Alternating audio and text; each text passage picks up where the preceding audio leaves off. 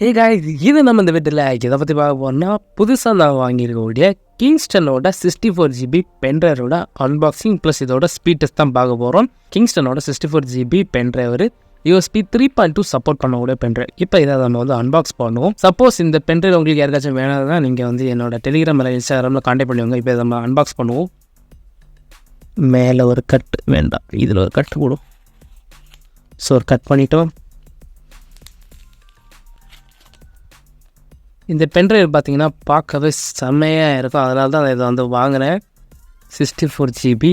So இந்த design எல்லாம் பார்க்க சூப்பராக இருக்குது. ஸ்லைட் மாடல் இந்த பக்கம் பண்ணிக்கிறேன். ஓகே, டைட்டாக இருக்குது. புதுசுங்கிறதால டைட்டாக இருக்குன்னு நினைக்கிறேன். USB 3.2 வச்சு அப்புறம் எல்லாமே இந்த மாதிரி ப்ளூ கலரில் தான் இருக்குது. அதை வச்சு நீங்கள் வந்து ஃபைண்ட் அவுட் பண்ணிக்கலாம். இப்போ நம்ம இதை வந்து நம்ம லேப்டாப்பில் போட்டு இதோட ஸ்பீட் டெஸ்ட்டு எப்படிங்கிறத பார்ப்போம். பென்ட்ரைவ் வந்து கனெக்ட் பண்ணுவோம். ஸோ கனெக்ட் பண்ணுறது கொஞ்சம் ஈஸியாக தான் இருக்குது.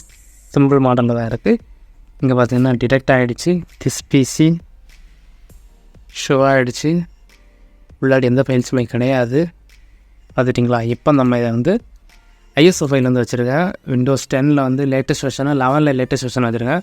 ஸோ இது ரெண்டுமே நம்ம இப்போ வந்து சென்ட் பண்ண போகிறோம். Send to Kingston. ஸோ அதோட ஸ்பீடை வந்து செக் பண்ணலாம்.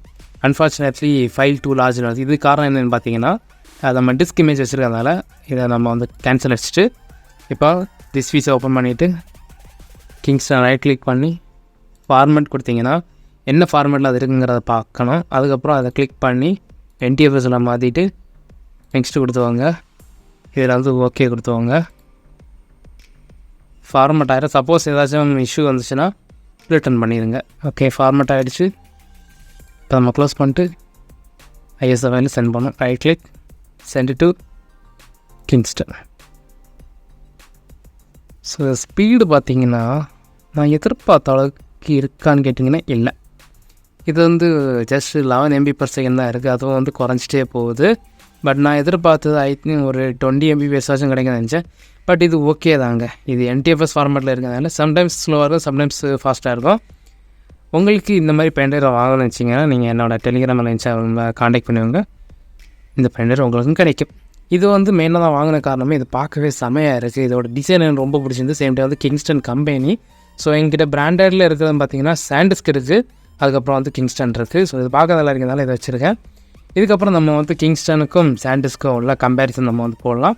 எங்கிட்ட இருக்க சாண்டிஸ்க் வந்து பார்த்திங்கன்னா 16GB தான். பட் அதுக்கு நம்ம வந்து ஸ்பீட் டெஸ்ட்டோட வீடியோ வந்து ஷார்ட்ஸ் வந்து கண்டிப்பாக போடுறேன். இந்த மாதிரியான வீடியோஸில் நிறைய பார்க்கச்சுன்னா மறுவாச்சல் வந்து சப்ஸ்கிரைப் பண்ணிக்கோங்க.